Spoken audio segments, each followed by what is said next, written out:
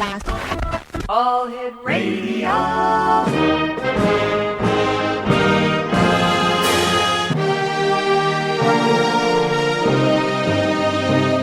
Welcome to the X Zone, a place where fact is fiction and fiction is reality. Now, here's your host, Rob McConnell. I'm strong, I'm sure, I'm in control, a lady with a plan, believing that life is a neat little package I hold in my hand. I've got it together, they call me the girl who knows just what to say and do. Still I fumble and fall, run into the wall, 'cause when it comes to you, I'm just another woman in love, a kid out of school, a fire out of control, just another fool. You touch me and I'm weak, I'm a feather in the wind. And welcome back to the X Zone, everyone. This is hour 2 of tonight's show, and we're coming to you from our studios and broadcast center in St. Catharines, Ontario, Canada, and you're listening to us on your hometown radio 1220 and streaming 1220.ca. My guest this hour, X Zone Nation, is Lisa Barnett. She is the founder of Akashic Knowing School of Wisdom, where she has taught thousands of students worldwide to access personal soul wisdom from their Akashic Record. She is also an internationally known bestseller author of Akasha, Your Soul Has a Plan, Awaken to Your Life Purpose. So joining me now from, the state of California, is my guest this hour, Lisa Barnett. And Lisa, welcome to the X Zone. Thank you, Rob. Lovely to be with you again. It's always nice talking to you, dear. Lisa, tell our listeners a little bit about yourself and how you got into dealing and being part of the Akashic Records. Well, I always love it because, we're such really infinite souls in these little bitty bodies. Mm-hmm. So my experience was, as a toddler, literally, as a 3-year-old, I realized I was back in a body, and I was a bit shocked, not too happy to have that realization. So I tend to say I was born very awake, and so I started to study as soon as I could actually read, big kid books. I started to study in high school all the esoteric information I could get my hands on.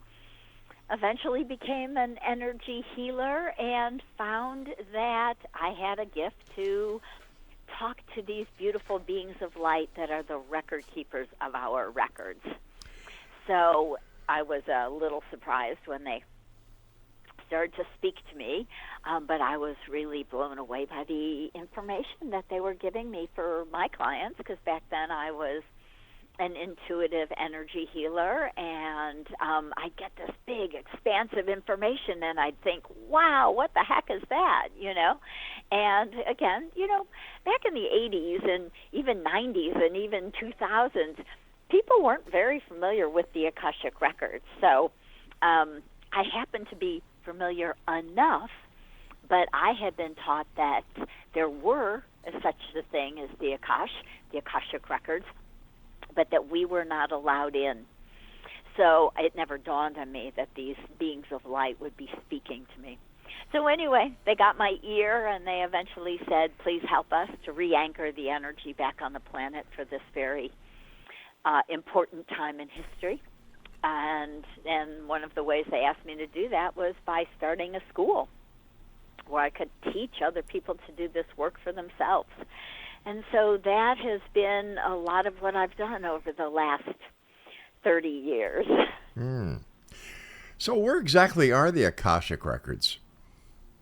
Well, they're part of source energy, so they are in the quantum field, no time, no space, no real place. I know that often people talk about, Akashic records that are maybe in ancient Egypt and different parts of the world. And I do believe that there have been earthly volumes that have been written, and but they're not the real, true Akashic records where everything is recorded in the etheric energy of Source. And so we truly have an infinite library about our soul's journey. And not only do we have a whole library, we have a set of librarians who are in service to us to help us read and understand who we've been, what we've done, what we planned, why we're here, all of those big why questions that so many of us humans have. Well, why is it that not everyone can read the Akashic records like you can? I would say that for at least 1,000 years, the energy of the Akashic records was pulled away from the earth because we as humans were misusing the information. We were using it for our own gain, really just for our own good. And so the record keepers back during the Dark Ages, around 1,000, pulled the energy away, so the only people who could really access that were the great mystics. They were the monks, the ascetics, the priests sometimes who were deep in meditation. And so the people who were really part of a very deep spiritual path didn't really matter. It wasn't connected to any religion or anything, but it was just about being really connected to the divine, to the source energy, to the unified field of one. And so when we started heading into this age that we're in right now, right? We've got our toe into the age of Aquarius. As the energy started to get higher, the light became more powerful. The record keeper said, it really is time. This is the time that you humans have been waiting for, because this is the time where we can truly make a change in our world. And they said it's important that all of humanity has access now to be able to, again, really understand our infinity, the fact that we are these huge souls that have been all over the multiverse, and we've had so many experiences that we're not just these tiny little humans. So embracing that, experiencing that, which is something that we can do as we start to read our own Akashic records and look at some of the other lifetimes we've had, we see, feel, remember some of that greater truth of these very profound lives. And it makes it easier for us to kind of embody that wisdom, those memories, those gifts and talents to go forward as we're starting to create this new earth. All right, so my question is still, why don't we all have access to this? Why don't we have the ability ourselves to go to the records instead of going through readers like yourself? Well, we actually do have the ability. So one of the things the record keepers said to me when they asked me to start a school was that it is every human's birthright, it is every person's birthright to access their own Akashic record. And so when they said that and they asked me to start a school, and I said, okay, how? What do I do? How am I supposed to teach this? And they said, we will give you everything you need to know. And they gave me what I now refer to as a 5-step wisdom prayer system. So they gave me energetic access keys to move into the Akash. So I like to look at it like a sacred key. You're unlocking that door of your own personal records, moving into that energy, saying hello to your record keepers, really actually having the ability to ask them your biggest questions and your smallest questions, right? Everything that's important to you. So we do all have the ability, and it is a process. It is a practice, just like meditation is a practice. I don't think I've ever met someone who sat down to meditate and found themselves sitting there for 5 hours and going into deep samadhi, right? So it is something that takes a little bit of practice, and I'm going to say also that a good 50% of my students, the first time they use one of the access keys that I give them, they go deep into their records. They're having conversations with their record keepers. They really are experiencing the information and the guidance that they can receive from these beings of light who are in service to us. If this is our right, our birthright, why do we have to get you to give us a key? Well, like anything, you don't have to. You know, there are some people who go into the Akashic Records through meditation. Mm-hmm. But again, I would venture to say that that is a little bit of a longer path. Again, you might have to practice meditating for 5 years or 10 years or 25 years. In the old yogic paths, you were meditating for 25 years before you start to get some of the juicier bits of information, the keys into, some of the higher realms. So you absolutely don't have to. A lot of people access the records by themselves. I stumbled into them on my own.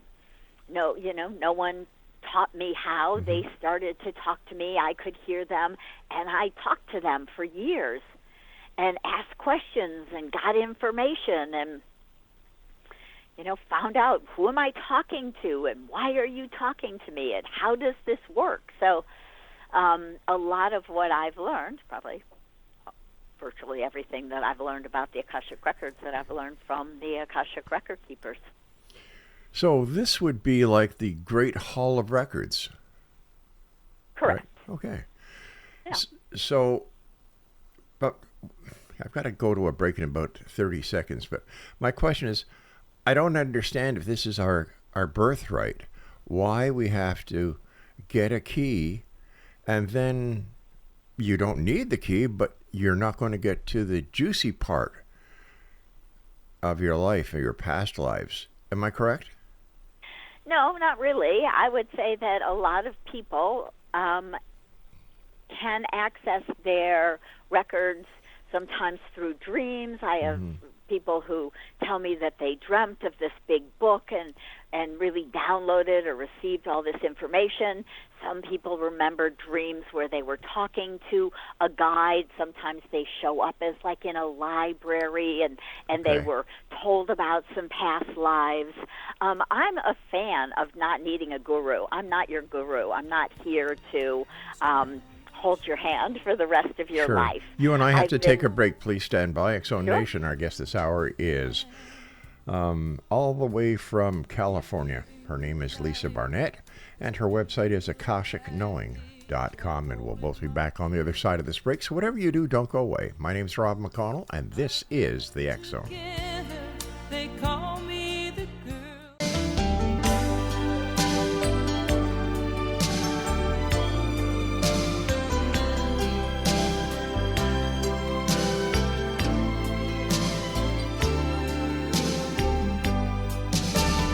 girl, you are to me all that a woman should be, and I dedicate my life to you always. A love like yours is rare. It must have been sent from up above, and I know you'll stay this way for always. And Lisa Barnett is our special guest this hour, X-Zone Nation. We're talking about the Akashic Records, and if you'd like to get more information about our guest after the show, just visit our website, akashickknowing.com. Now, tell me about these gatekeepers. So I consider them librarians, a little bit more than gatekeepers, but they are pure beings of light. They've never been human, which is always lovely, right? Because they have no judgment, no opinion, and so they're really there in support to us. So they tell me that they're pure source energy. They're, again, have not gone out there traveling about in the multiverse yet.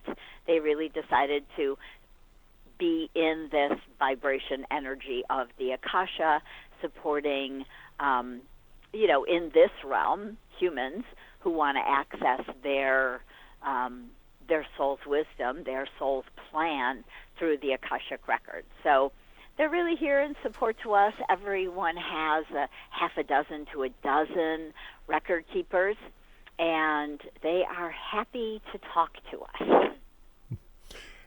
What's the difference now that we can rewrite our Akashic records? Am I right in reading that? We can actually rewrite absolutely. them? Yes. Yeah.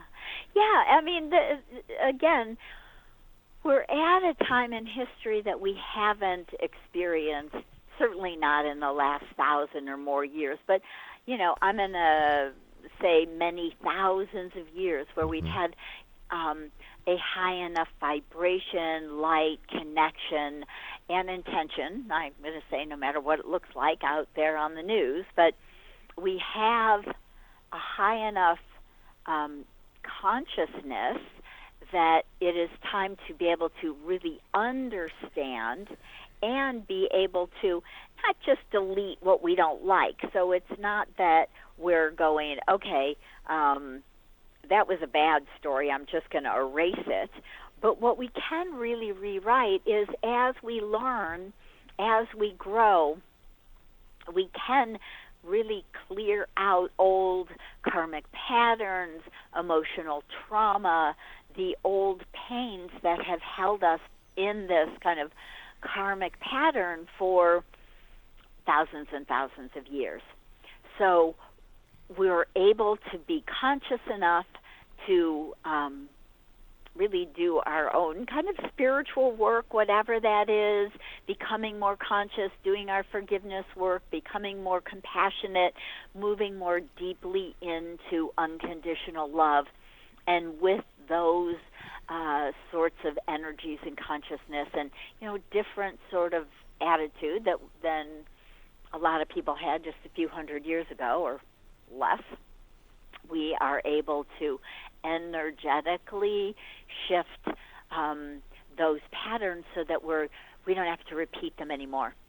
So basically what the record keepers say is that the old karmic patterns that have kept us really kind of locked into coming back again and again and again hundreds of times, those old karmic patterns have been released in the higher realms, and now it is for us as humans now to understand, to grow, to make new choices, and through that, again, so the beauty is that we can do it consciously by working in our Akashic records, by learning to access your own records, or beautifully stumbling into them like I did 30 years ago. And when we make a big shift in consciousness, when we move from anger and hatred and vindictiveness into a space of greater compassion and caring and kindness and love, that energetically really resets, rewrites. So we've become unhooked and disconnected from that old karmic cycle. How many times do we keep on coming back, and why do we need to? Well, most of us, is what the record keepers say, come back something like 500 to,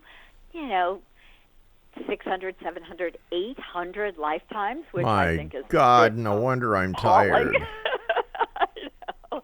Seriously, I know. And, again, the really kind of exciting thing that we're finding is that because these karmic patterns have been released, it's now kind of up to us to shift the way we treat other people in the world and kind of move into this higher energy of love, and that starts to detangle us from these old karmic patterns. So I believe that we will not be stuck kind of repeating life after life because we don't have those same patterns. We won't have that, oh, I still didn't learn that thing. I still have to come back and do that again. And that's really what we've been doing for the last, 10,000 or so years. Is there any mention of the Akashic Records in the Bible? Well, there is. The record keepers say that the references to things like the Book of Life is a reference to the Akashic Records. They didn't call it Akashic Records in the Bible, but they did say, and spoke about your name being written in the Book of Life. And though I have not read the whole Bible, and certainly the older Bibles or older versions, but I believe there are those sorts of references. And scholars say that there were references to reincarnation in the Bible before it was edited the last time. So the Book of Life, I believe, is that reference to the fact that we are very infinite souls and our names are written in this Book of Life and again and again. When you say that that it was edited out of the Bible during the last editorial period, I think that reincarnation is very front and center in the Bible because that's what the resurrection is.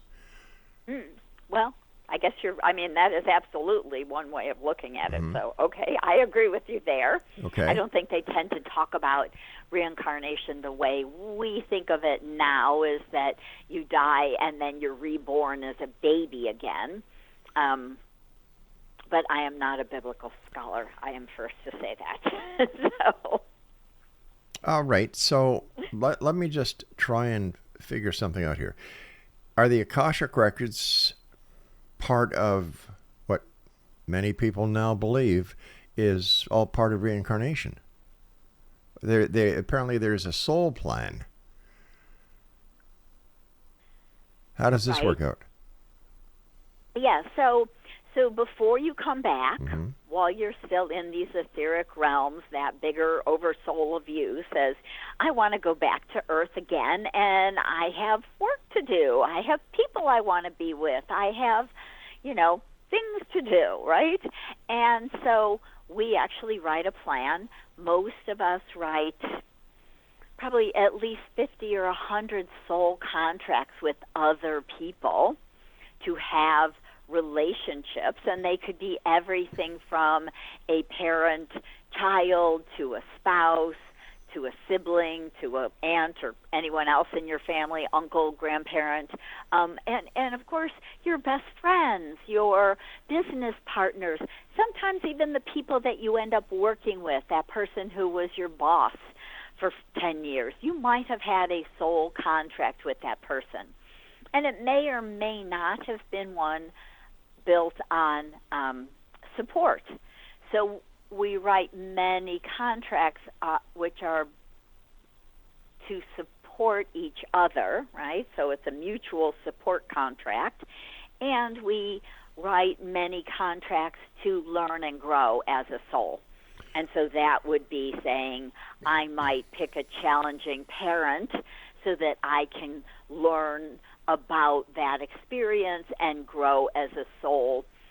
Maybe I have a contract with my parent to help and support them because they've been working on a challenging pattern. Maybe they've had an addictive pattern or emotional trauma. And so, we have written these contracts and said, let me help you. I've kind of worked through that karmic pattern. Let me help you yourself, work through.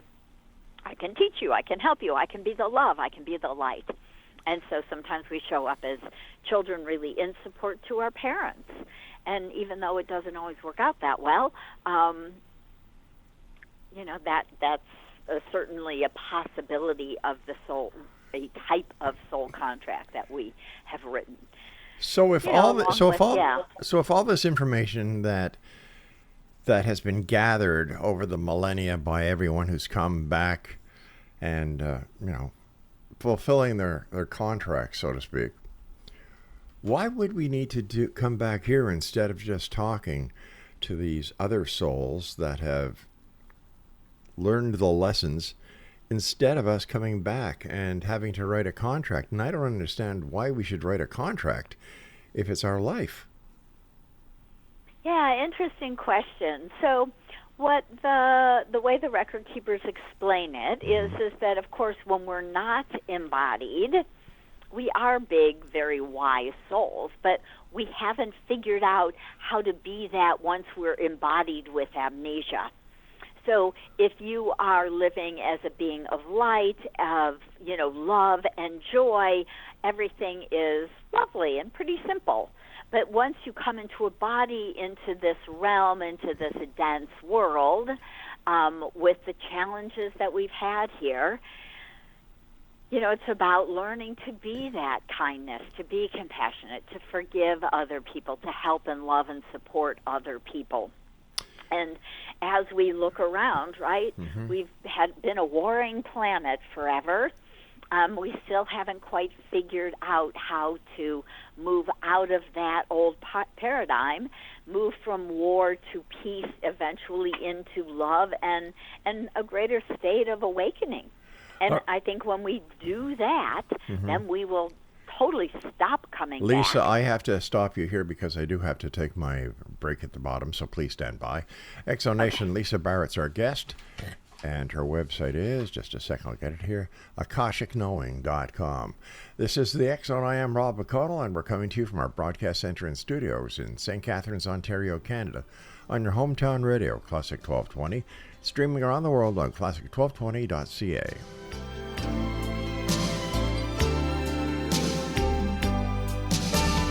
Girl, you are to me all that. Life's like this. That's the way it is.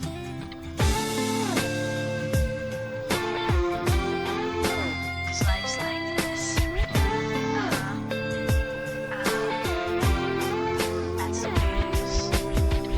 Chill out, what you yelling for? Lay back, it's all been done before.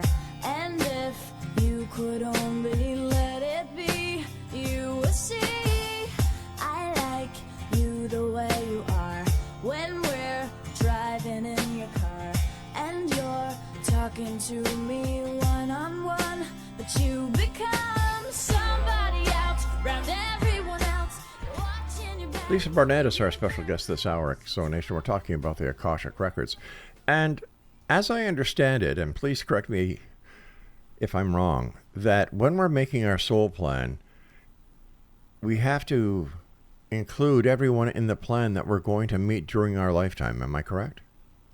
Not really. So, Okay. of course, we also have free will. And so we make, like I say, some of us maybe 25 contracts, some of us 50 contracts, some of us might even have a very busy life and write 100 contracts. But the interesting thing is that not every one of those contracts come to fruition. So we're actually very smart and ancient souls. So we say, I'm going back to Earth, and I would like to get married, and I'd like to have some kids. And so who wants to marry me? Who wants to be my kids? What's our story? What do we want to work on?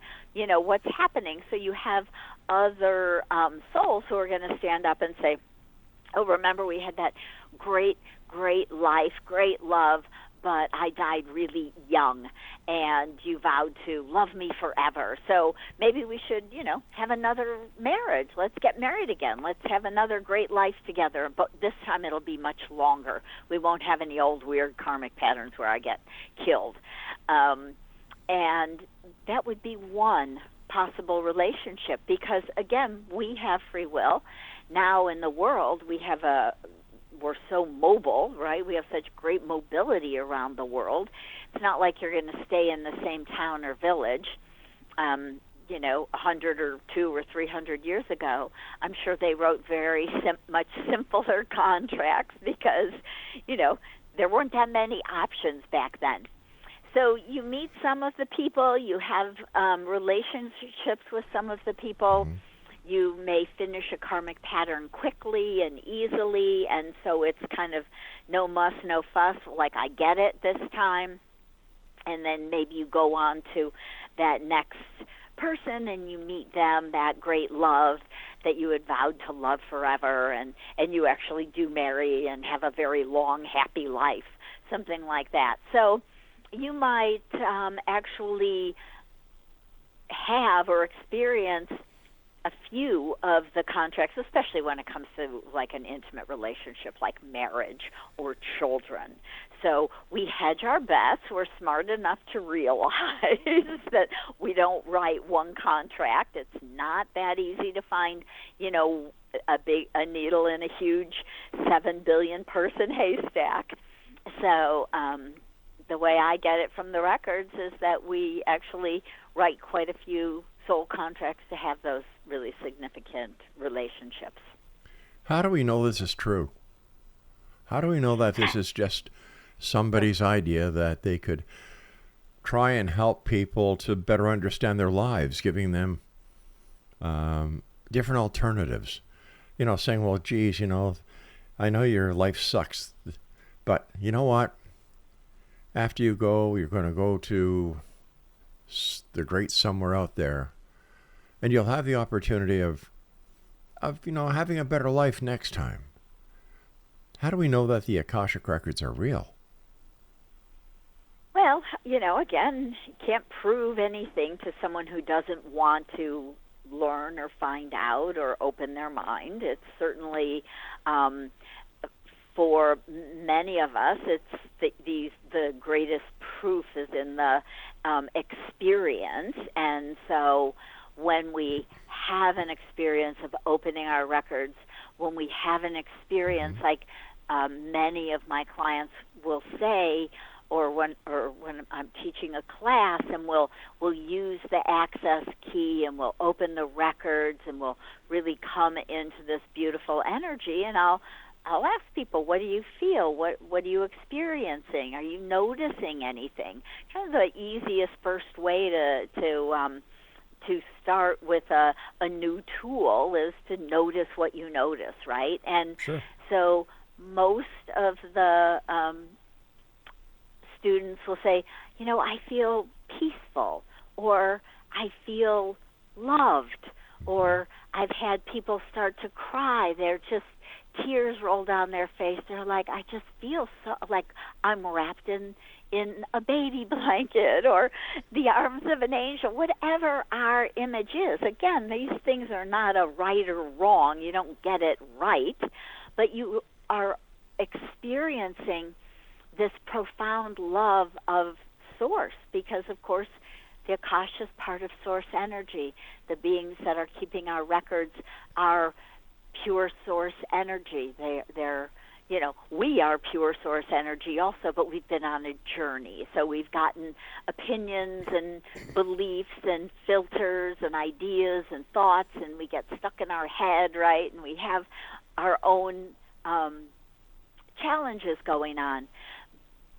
So when we're open to feel and notice and experience what this might be without, you know, being told what you're going to experience, most of my students or clients will come back with that energy of love or peace or just, you know, really feeling held in that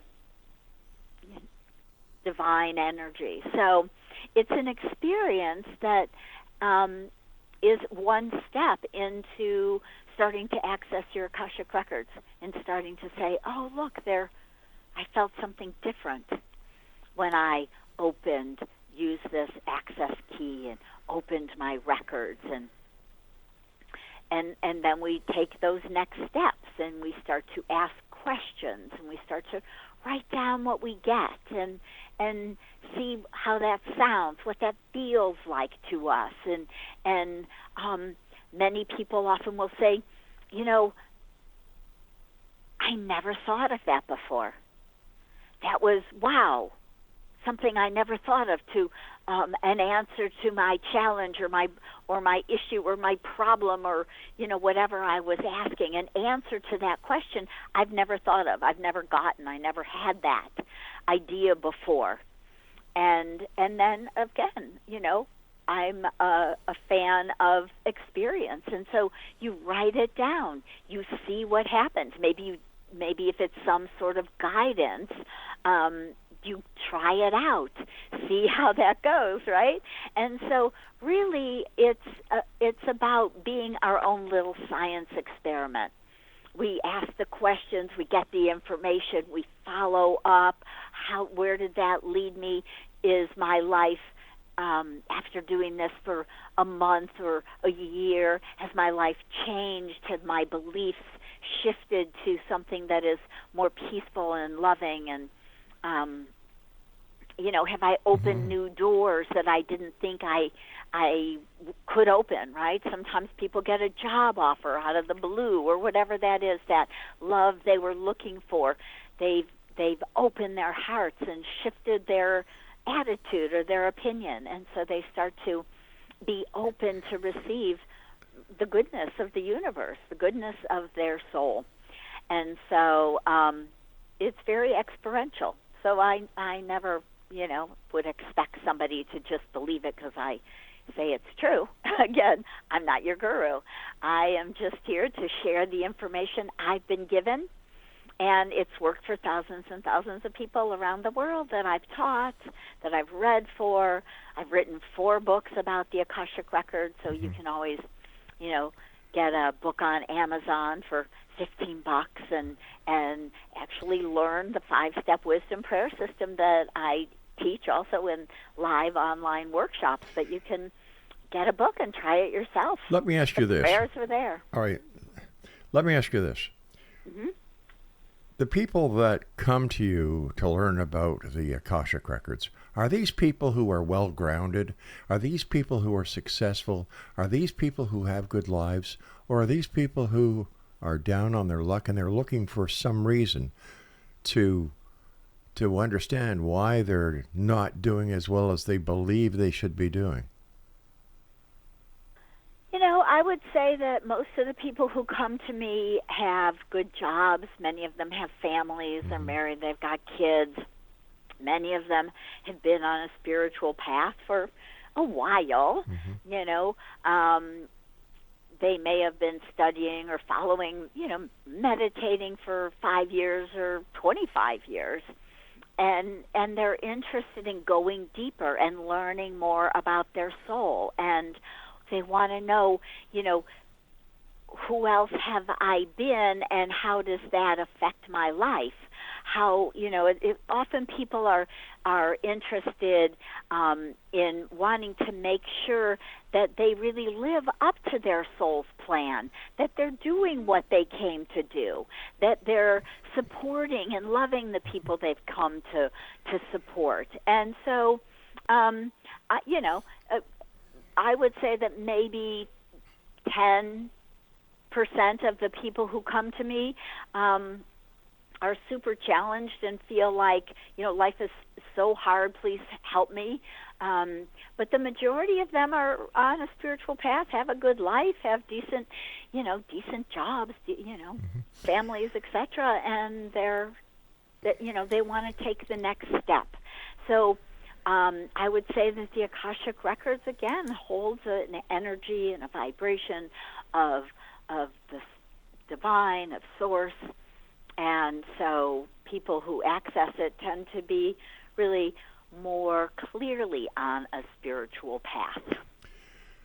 But why do we need to be on a spiritual path? What's wrong with just being on the path that we are? Why do we need spirituality?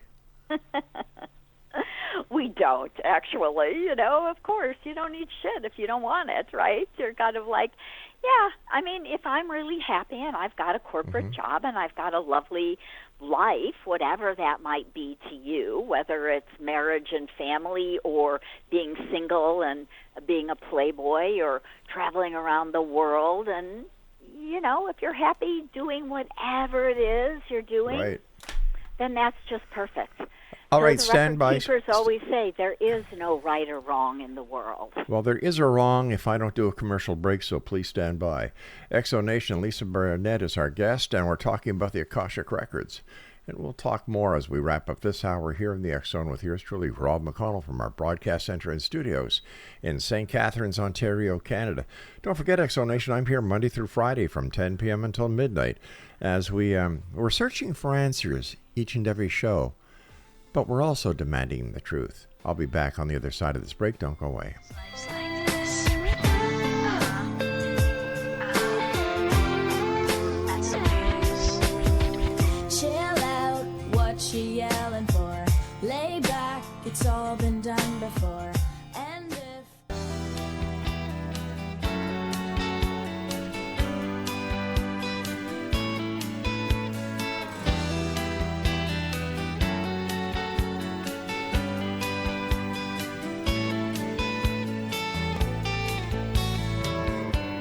Well, I spent a lifetime looking for you. Single bars and good time lovers were never true. Playing a fool's game, hoping to win, and telling those sweet lies and losing again. I was looking for love in all the wrong places, looking for love. Welcome back. This is the X Zone, the final 15 minutes of tonight's show, and I'd like to thank all the listeners around the world as well as my guests for being with us tonight. My guest this hour is Lisa Barnett, and we're talking about the Akashic Records. Now, Lisa, how long has it been since the Akashic Records have come into the popular genre it is right now? You know, I would say it has been slowly growing over the last probably 25 years or so. I've seen a huge jump when I first started teaching and speaking on well, they weren't even podcasts, radio shows and telesummits, 15, 20 years ago. People were still really like, what the heck is that? What are you even talking about? But now it's a very popular, kind of common idea. And so really it's shifted really even in the last 5 years tremendously. There's lots of people out there who are now doing readings and teachings and etc. So it's great because when the record keepers, asked me 30 years ago to help bring the Akashic Records back to humanity because they had pulled the energy away during the Dark Ages, I thought, how the heck am I supposed to do that? I'm one person. And one of the ways I've done that is by teaching thousands of people. I have certified consultants that I've trained. I have certified Akashic Record teachers that I've trained. And so it is expanding exponentially, and it's beautiful. All right, you certify teachers and, what did you say, teachers and? Consultants. Yes.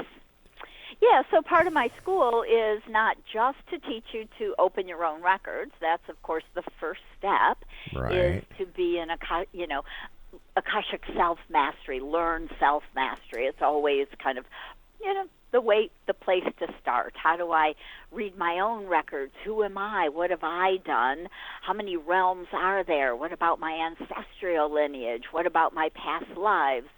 Right? What about all of these different aspects that we can connect into through the Akasha?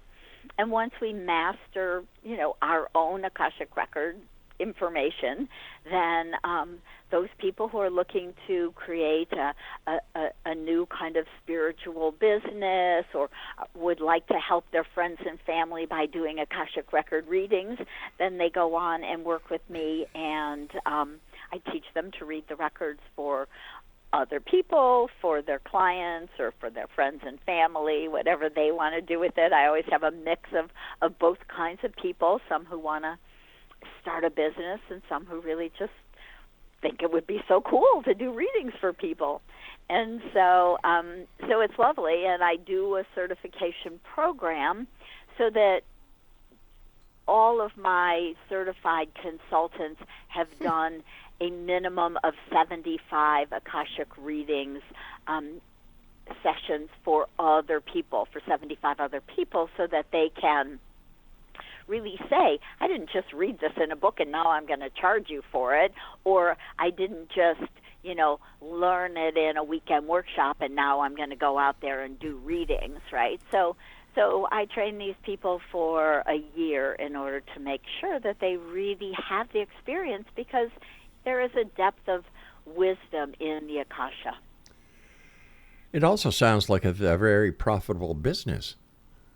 Well, I guess it depends on how you, look at it. Some people don't charge hardly anything, and some people charge more, right? It just kind of depends on how you build a business, right? Nothing happens without our putting our attention and our energy and our love into it. So if you create a profitable business, just like if you have a profitable or popular radio show, it's because you've put your heart and your soul into it. So yes, but you see, there's a difference between what I do and what you do.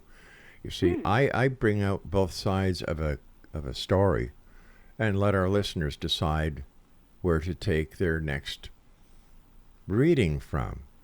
But you have turned this Akashic Records into a business where you do readings, you do lectures, you do seminars, and you certify teachers and consultants. Now, if the Akashic Records are something so spiritual, why would we have to go into a business format in order to help people? Well, the last I, checked, I'm not being paid by a monastery. I'm not being fed or clothed or cared for by anyone. So Right. I pay a rent. I have a house, and I have children, and I, have expenses. So I would say that the majority of us on this planet, unless we happen to be born really wealthy into a wealthy family, have to work. And so I could choose to work. I spent 15 years in advertising. And I have a degree in, I'm a minister, and I have a degree in commercial photography. So I've done a lot of different work in the world, but my deep calling, my heart passion, came from the Akashic Records. And I tend to often work 7 days a week, really just in the business, not getting paid, doing free interviews, writing books, speaking on shows, speaking at expos, doing all those things for free, doing group healings for groups like on a show, so that I can offer this information, the love and the gift of the healing that people can receive in this quantum field of source. And so I put myself out there, and if somebody is interested, they're welcome to use their free will and, look into working with me or taking one of my workshops. How can a consumer or a listener know if the Akashic Record teacher, consultant, or reader is good? That they're just not going to be taken for whatever they charge?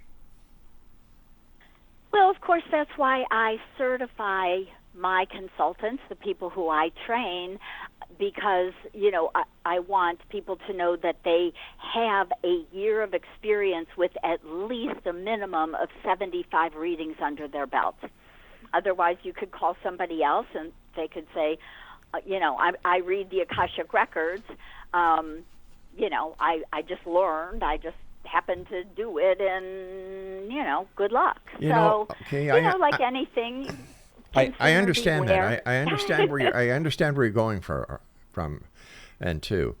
But if everybody can get to the Akashic Records without having to pay a consultant or a teacher or a reader or buy a book, go to a lecture, go to a seminar, why isn't it being done on the mass basis if people can do it themselves? Well, it's an energy, it's a vibration, and so most people do not live in the vibration of the Akasha. most people do not live in the vibration of love. So until we can move our heart and consciousness into a higher vibration of love and peace, we're not able to do it inadvertently, accidentally, right? So for most humans, they train, they meditate, they read a book, they can, start to play with it themselves, but it is an energy, and that's why though everyone in the world doesn't or has not yet been able to start opening their records, because the vibration of humanity is stuck in a lot of energy of kind of fear and emotional pain and trauma. Our world is pretty traumatic, and so we haven't been able to pull our consciousness up to a space of just being able to access your Akashic records, because they are completely and utterly there for you, as are your angels, as are your ancestors, and still most of us don't have the time.